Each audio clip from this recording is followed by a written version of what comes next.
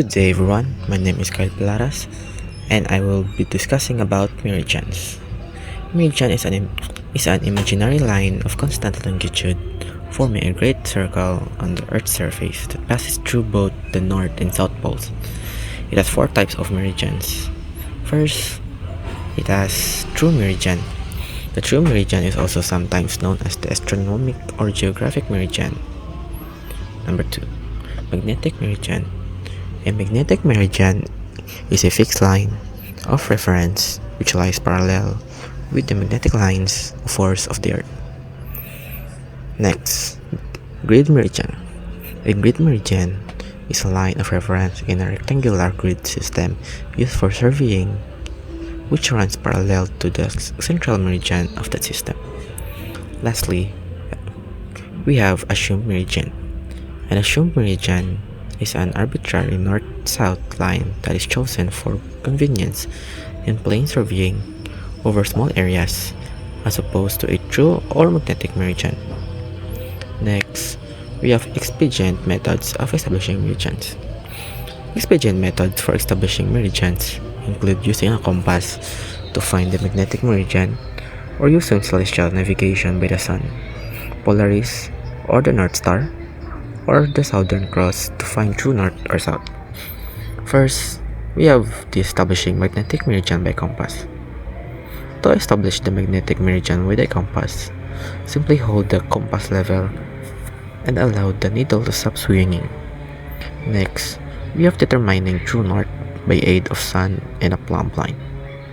To find north using the sun and plumb line or a vertical stick, place the stick in the ground and mark the tip of its shadow. Next, we have determining true north by the rising and setting of the sun.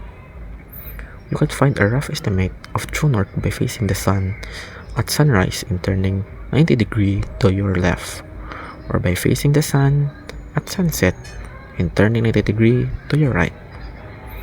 Next, we have determining true north by Polaris.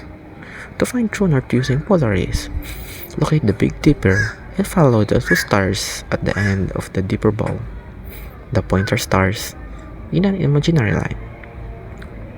Next, we have determining true south by the Southern Cross. To find true south using the Southern Cross, you need two imaginary lines, one down the long axis of the cross and another across the middle of the two pointer stars, perpendicular to the line between them. Next, we have determining direction of true north or south by a wristwatch. In the northern hemisphere, point the hour hand at the sun, and the halfway point between the hour hand and the 12 o'clock marker will be south. In the northern hemisphere, point the 12 o'clock marker at the sun. The halfway point between the 12 and the hour hand will be north. Next, we have designation of north points. North points are designated in several ways, including true north, which is geographic north pole, magnetic north, where a compass points, and grid north, where the north lines on a map. Let's start with true north. The direction of the North Pole, a point where the Earth axis of rotation meets the surface.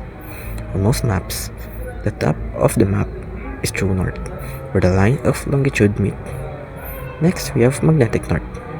The North Magnetic Pole, also known as the magnetic pole, is a point on the surface of Earth's northern hemisphere at which the planet's magnetic field points vertically downward. There's only one location where this occurs, near the geographic North Pole. Next, we have grid north. This is the north reference for the grid system on a map, which is usually aligned with the sides of the map, making it easy to work with for navigation. Next, we have assumed north. This is north as related to a subject reference point. It is most easily described by example if there is an east-west line that runs along the edge of a property boundary. A line directly perpendicular to this boundary is described as assumed north. That's it. Thank you. Good day everyone, I am Jillian Tauban, and at this point, we will talk about the different systems used to measure angles in surveying. The four major units we use are the degrees, grads, mils, and radians. Starting with the degree. In this system, a full circle is divided into 360 degrees. Each degree is further divided into 60 minutes, shown by a single prime symbol, and each minute into 60 seconds, shown by a double prime symbol. This is the most commonly used system in surveying practice. The second unit is the grad, where a full circle is divided into 400 equal parts. Because it's based on decimals, each grad contains 100 centesimal minutes, and each minute has 100 centesimal seconds. Although this system is not used everywhere, it's common in some European surveying systems. The third unit is the mil. It divides a circle into 6,400 mils, making each part very small and suitable for fine angular measurements. This unit is mostly used in the military, especially for artillery and targeting, because it allows more precise aiming. The last unit is the radian, where one full circle contains 2 pi radians. It is called the natural unit of angle because it's defined through the relationship between the circle and the arc length without using arbitrary numbers. Radians are especially useful in trigonometry and when calculating arc length. To compare and summarize the 4 units in measuring angles, here's how each unit divides a full circle. Now, let's move on to some sample problems involving angular conversions. For the first problem, we convert 238 degrees, 25 minutes, and 50 seconds into decimal degrees. To do this, we use the formula where we add the degrees, plus the minutes divided by 60, plus the seconds divided by 3,600. Substituting the values and solving it step by step, the answer is 238.4306 degrees.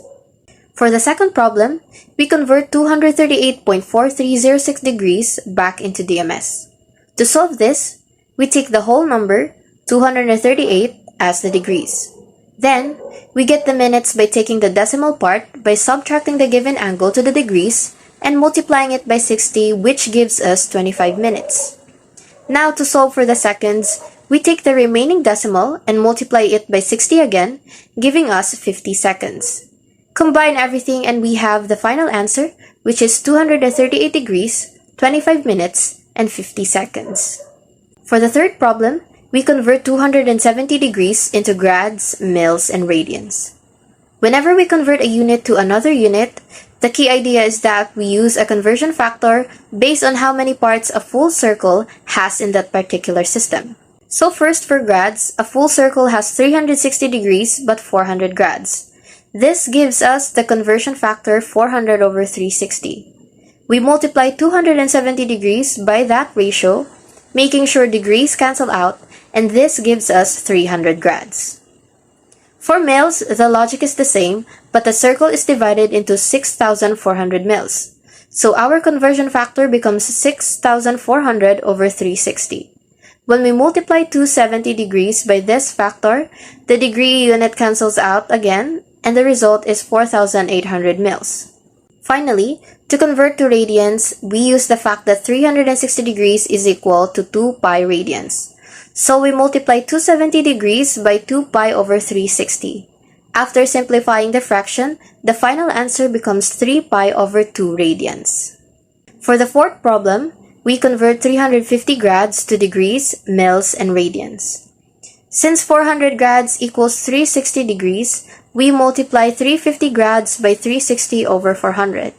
Grads cancel out, and the result is 315 degrees.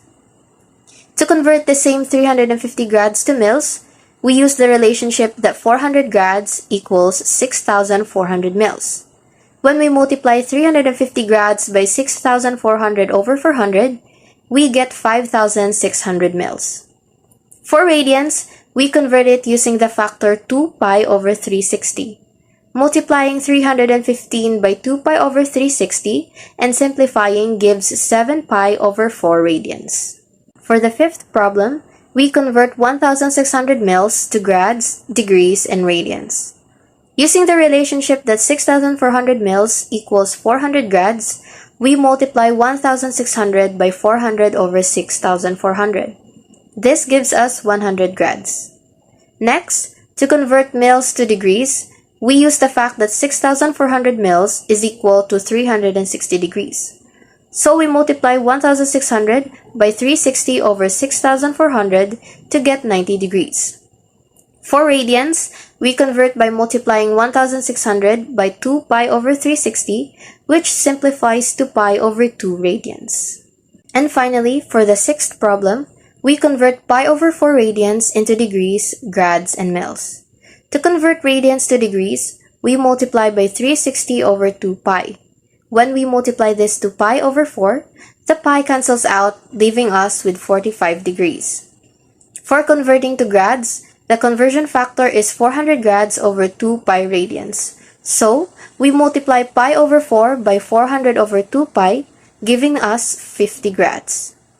And to convert degrees to mils, since 2 pi radians equals 6,400 mils, the conversion factor is 6,400 mils over 2 pi radians. We multiply that to pi over 4, which gives us 800 mils. And that's it for lesson 24 in measurement of angles and directions. This is Earl Floyd Mapisa reporting the lesson 25 of group 5. Good day to anyone who's watching. This is lesson 25. Now we will talk about direction of lines, interior angles, deflection angles, angles to the right, bearings, forward and back bearings, azimuth and forward back azimuth, and some sample problems regarding these topics. Let us start. Direction of lines. The direction of line is defined as a horizontal angle of the line that makes with an established line of reference. In surveying, practice directions may be defined by means of interior angles, deflection angles, angles to the right, bearings, and azimuths. So, what are interior angles now? The angles between adjacent lines in a closed polygon are called interior angles, and exterior angles are located outside a closed polygon and are referred to as exponents of interior angles. So, an interior angle kuno ang mga angles nga ara sa sulod sang isa ka polygon. So, makita tani, this is an interior angle, and since areo, this naman nga angle is exterior since ara sa sagwa. Deflection angles. Deflection angles are angles that are between a line and the prolongation of the preceding line is called a deflection angle. Now, it may be turned to the right clockwise or to the left counterclockwise. Right deflections are considered to have signs opposites to the left deflection. Now, so on deflection angles is, let's say line A kag B, we elongate, palabaon sa, then we look for kung pila ang angle kung din siya nag-deflect ang second nga line, ang line nga BC. No, so sa example na diyo, elongate ang line nga AB and tanawon ta kung pila ka degrees or pila ka anong angle nag-deflect ang line nga BC. And you can see nga 45 degrees. And where's the nag-deflect? Syempre, pa-right. Okay, next. Angles to the right. Angles to the right are measured clockwise from the preceding line to the succeeding line. In figure, the angles to the right are stations B, C, D. They have respective angles, angle B, angle C, and angle D. So, angles to the right is ginakawa from the preceding line to the successive line. So, line AB is the preceding line of the line BC. So, this, patuda, amo ni sa ang iya nga angles to the right. Now let us move on sa bearings. The bearings of a line is the acute horizontal angle between a reference meridian and the line. A quadrantal system is used where bearings fall into one of 4 quadrants: the northeast, southeast, northwest, and southwest. Each quadrant uses angles from 0 to 90 degrees, measured from north to south toward east or west. Now, bearings, as you can see, north, west, east, and south. So, ang bearings ko is sunod sa quadrantal system. Iyang quadrants is the northeast, southeast, southwest, and northwest. Ano lang sa 0 to 90 degrees. For example, we have the N 45 degrees of east. Amo ni sang location sang iya line kay man from north to the north 45 degrees pakadto sa east. Next, forward and back bearings. A forward bearing is a bearing measured in the direction the survey is moving. A back bearing is a bearing measured in the opposite direction. Now, from the illustrated directions given in the figure, it can be readily seen that the back bearing can be obtained from the forward bearings by simply changing letter N to S and also changing E to W and vice versa. So we can see, ang forward bearing is syempre forward, A to B. And ang back bearing is the bearings from B to A. So forward bearings ang AB, line AB, is north 44 degrees, 38 minutes east. North ang iyang reference point, kadto ni. And ang iya back bearing naman is reverse ya lang. So ang B to A, ang iya naman reference point is sa south. South naman, pakadto sa west. Same lang sila, nag-change lang ang mga directions. Azimuth. Azimuth is the horizontal angle measured clockwise from a reference meridian, usually north, all the way around the circle. No? It ranges from 0 to 360 degrees.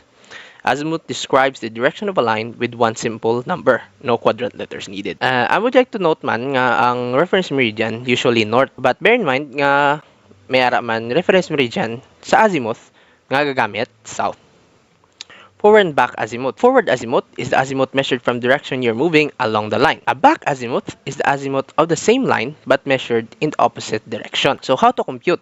If the forward azimuth is less than 180 and add 180 to get the back azimuth. So if ang forward azimuth naman niya is 180 or more, subtract 180 to get the back azimuth. Nagambal to gina, how to compute? Azimuth is less than 180, we add 180. So 50 is less than 180, so therefore ang back azimuth T plus 180 would be equal to 230.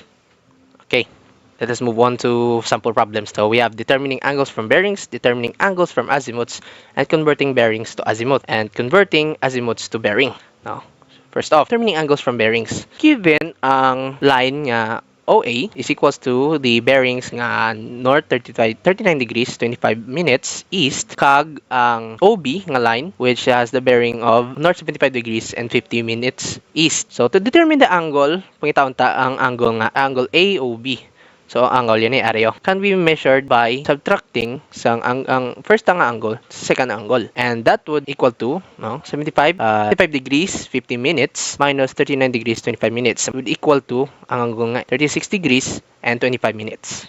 Given the azimuth of line PA is equals to 39 degrees 48 minutes. The azimuth naman nga rin the line PB equals to 115 degrees and 29 minutes. So para ma-determine ta ang angle nga APB, you only need to subtract 150 degrees 29 minutes minus 39 degrees and 48 minutes is equal to 75 degrees and 41 minutes.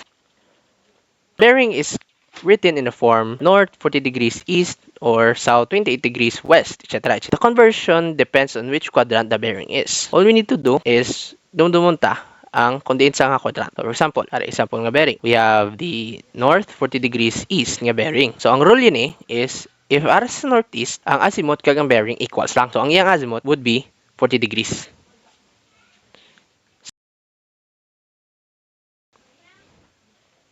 So this is reverse process. You determine the quadrant based on the azimuth value and then apply the correct formula. No? So 0 to 90 nga azimuth nga range ara sa northeast. So kung naragani sa northeast, ang bearing kag azimuth equal lang. So for example, we have 65 degrees nga azimuth would be equal to the bearing nga north 65 degrees east.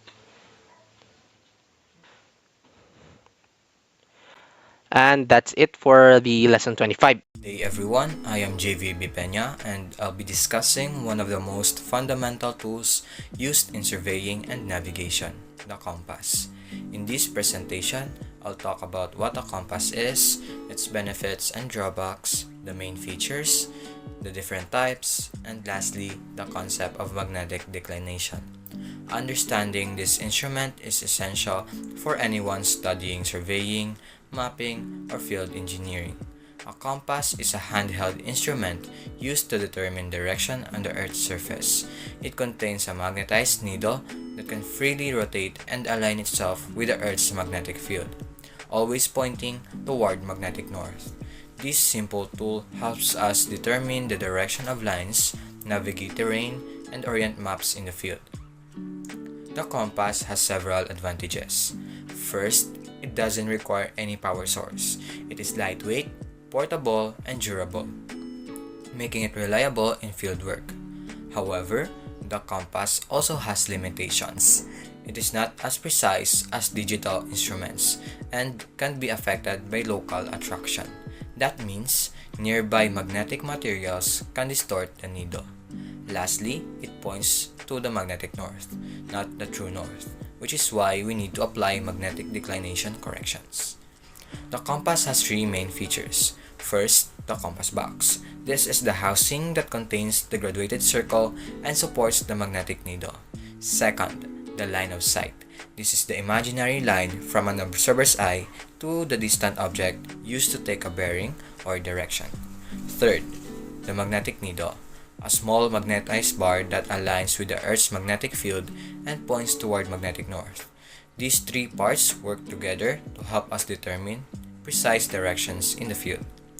For the types, the first type of compass is Brunton compass. It is a precision instrument mainly used by geologists and engineers. It uses magnetic induction damping instead of liquid to reduce needle movement or oscillation. This compass combines the functions of a compass and a clinometer, allowing users to measure both direction and slope. It is known for its high accuracy and folding mirror, which lets you take readings while sighting an object. Next is the lensatic compass, commonly known as a military compass. It is mainly used by the US Army and outdoor navigators. It has three parts, a cover, a base, and a lens. The lens allows you to magnify the dial and read bearings more accurately, while aiming at an object through the sighting wire. It is durable, weatherproof, and useful for rough terrain navigation. The surveyor's compass is used in land surveying to measure horizontal angles. It is mounted on a tripod for stability and has sighting vanes on the compass box. A feature is that it is graduated from the south, not the north. This compass provides more accuracy compared to handheld compasses and was widely used before digital instruments were born. The plain pocket compass is a small, simple instrument similar in appearance to a pocket watch. It is used to obtain rough bearings in the field. Unlike the surveyor's compass, it has no sight vanes. Instead, it uses a peep sight and a slotted vane to establish a line of sight. It is mainly for a quick, approximate direction finding, not high precision measurement. The prismatic compass looks similar to a surveyor's compass but does not require a tripod. It includes a rotating card and a prism that allows you to read the bearing while sighting an object at the same time. It is commonly used in field surveying and offers good accuracy for its size. The readings are taken from north, unlike the surveyor's compass.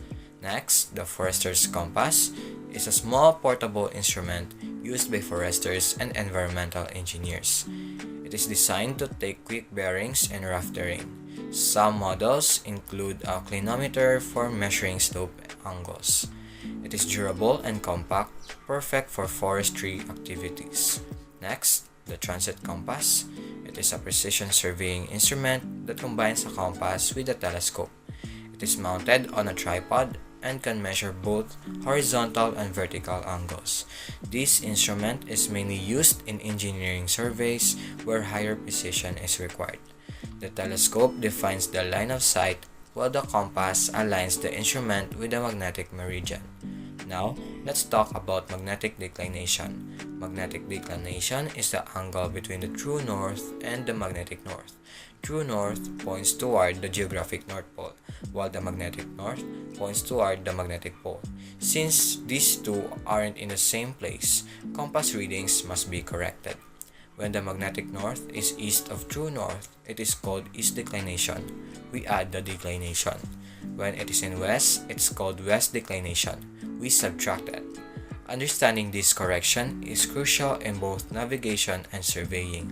Now, let's apply this concept in a sample problem.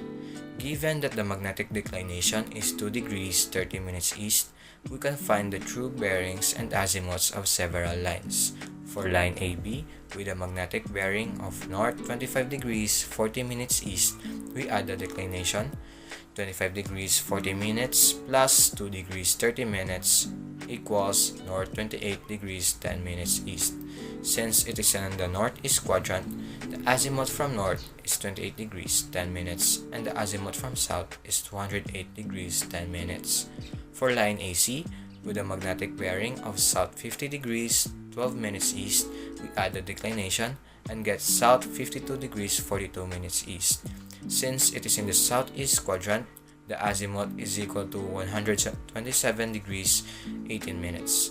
For line AD, with a magnetic bearing of south 62 degrees 18 minutes west, we add a declination and it is equal to south 64 degrees 48 minutes west. Since it is in the southwest quadrant, the azimuth is 244 degrees 48 minutes. To summarize, a compass is a vital tool for determining direction on Earth. It has three key features: the compass box, the magnetic needle, and the line of sight. There are many types of compasses, each with specific use, from Boronton and then satellite compasses to surveyors and transit types. Finally, we learned about magnetic declination, which is the difference between true north and magnetic north, and how to correct bearings using it. Thank you for listening, and I hope this presentation has deepened your understanding of compasses and their importance in surveying and navigation. Good day, sir. I am Rhealyn Salde, and today I'll be presenting Lesson 27, The Compass and its Variation. This lesson focuses on how the magnetic compass behaves, its errors, and how surveyors deal with them. The first one is the variations in magnetic declination. Magnetic declination refers to the angles between true north and magnetic north, and it changes over time. There are four types. First, daily variation. It happens every 24 hours. The compass needle moves slightly east in the morning and west in the afternoon. It's stronger in higher latitudes and during summer, but since it's very small, surveyors often ignore it.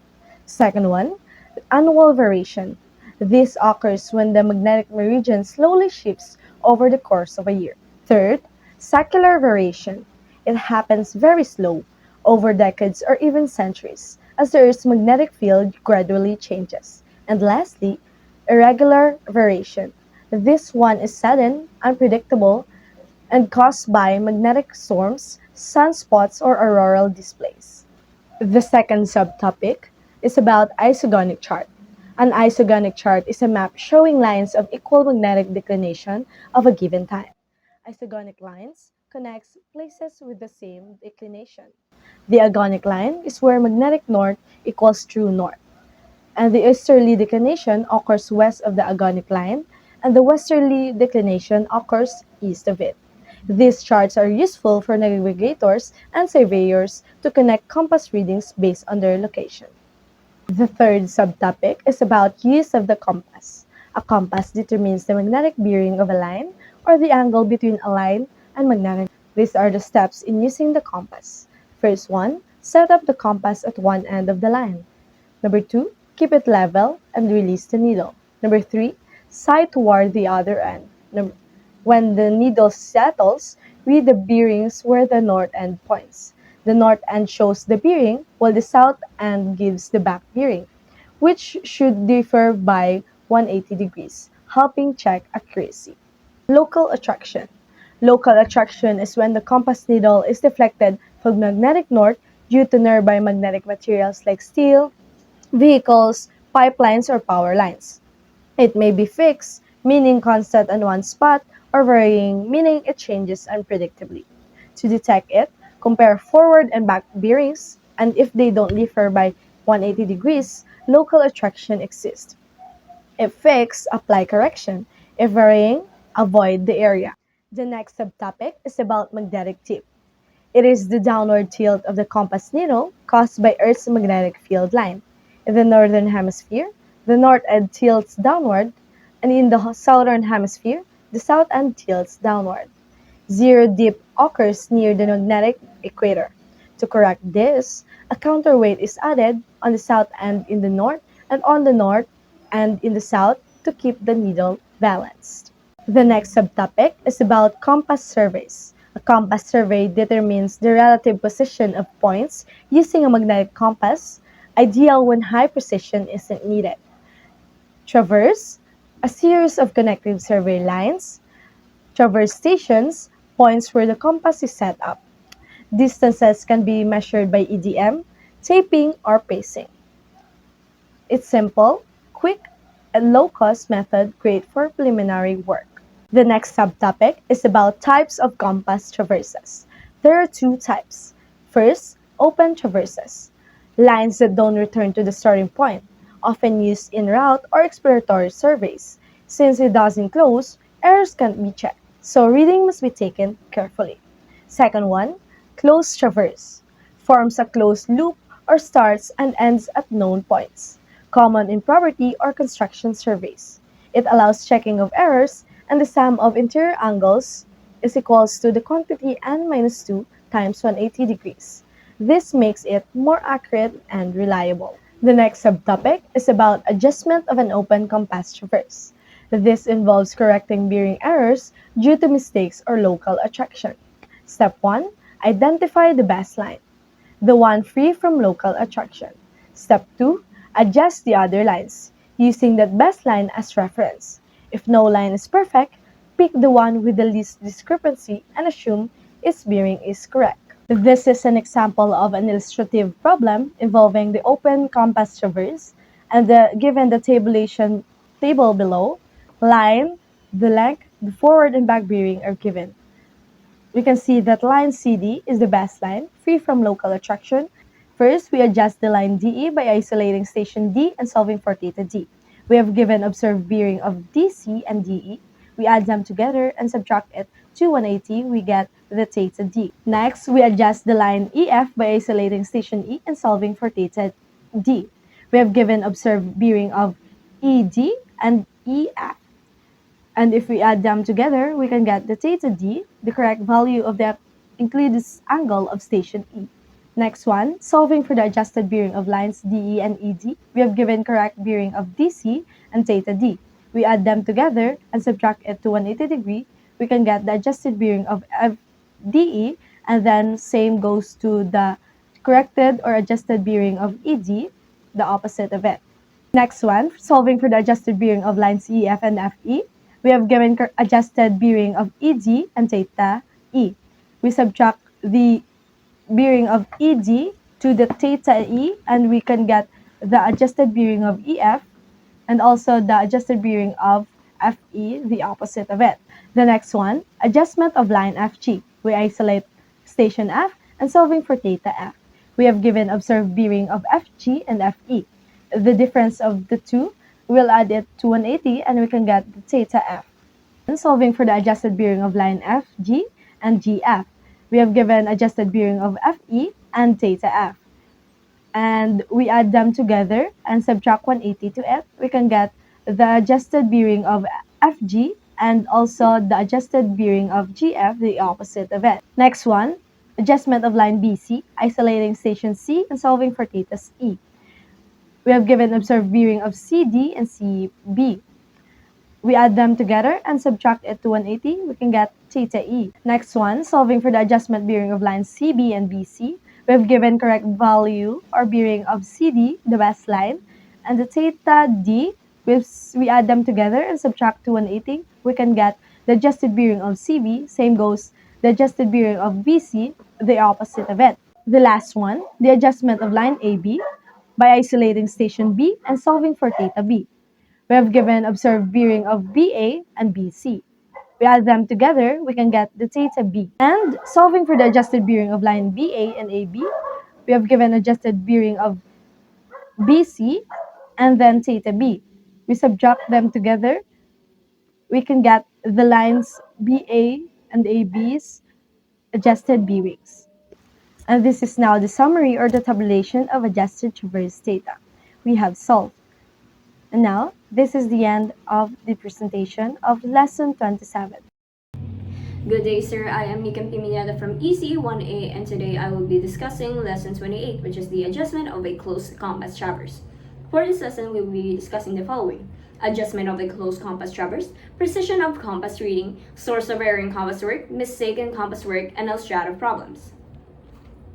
So what is a closed traverse? A closed traverse is a technique or method in which surveying where routes of lines are joined together to form an area. Example, mga lote. These connected lines begin and end at the same point or begins and end at a point whose position have been previously determined. A closed compass traverse is a surveying method where groups of lines, or a traverse, is measured and formed a closed complete loop. So there are three important steps in performing the adjustments. A. Computing and adjusting the interior angles. B. Selecting the best line or the line in the traverse which is unaffected by the local attraction. And C. Adjusting the observed bearings of successive lines. For computing the interior angles are computed from the inside of the closed traverse at each station.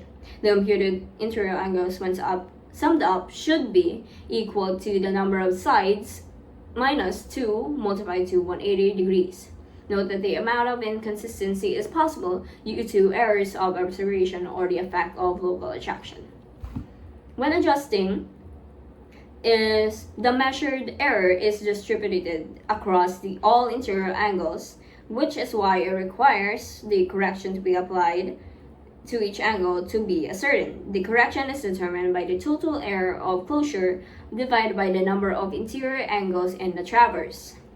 If the sum of the computed interior angles are less than the number of sides minus 2 multiplied to 180, then the correction is added to each interior angle to determine the adjusted angle at each station. Meanwhile, if it is greater than the number of sides minus 2 multiplied to 180, then the correction is correspondingly subtracted from the computed interior angles. So next step is letter B, selecting the best line or the line in the traverse which is unaffected by local attraction. This step happens after the interior angles have already been adjusted and the observed bearings are adjusted by using the best line as a reference. Both ends of the best line are assumed to be free from a local attraction, and these observations made from these ends are also assumed to be correct. The best line to select as a reference is the line whose forebearing and the back bearing difference is exactly 180 degrees. Next is letter C, adjusting the observed bearings of successive lines. This is the third and final step and is done primarily to correct local attraction. These adjustments are made or checked by computing the forward bearing of the best line and the corrected bearings and adjusted interior angles. Using the corrected interior angles, the distributed errors to the angle makes the final bearings geometrically consistent with one another. So here is a tabulation of data for a closed compass traverse. So next, precision of compass reading. So a magnetic compass is used here in closed compass traverse, which relies on the Earth's natural magnetic field. So that's to be expected, that when using a magnetic compass, precise work should not be attempted or expected. So compasses are low precision tools, which is why when used in precise work,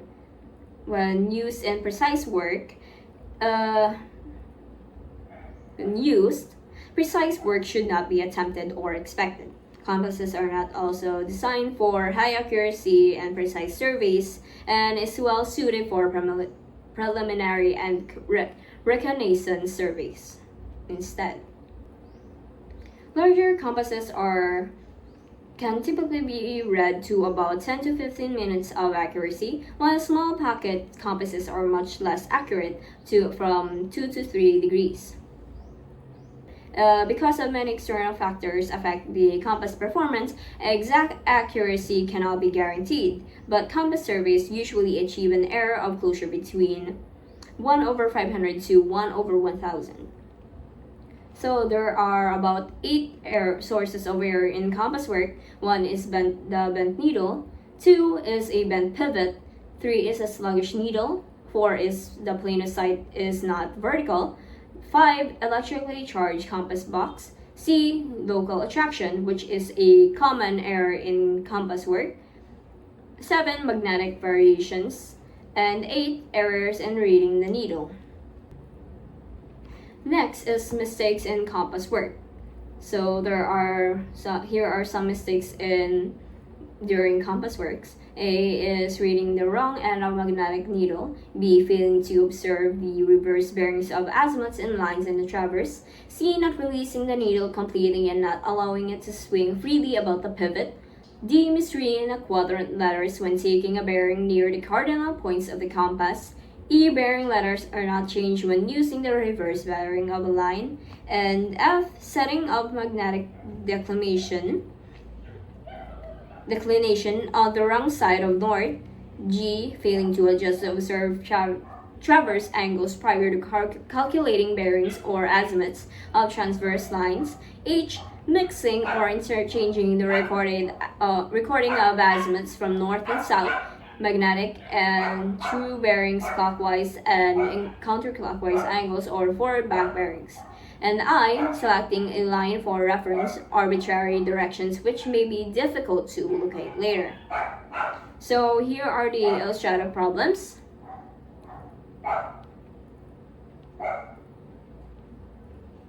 And that is the end of lesson 28. Thank you.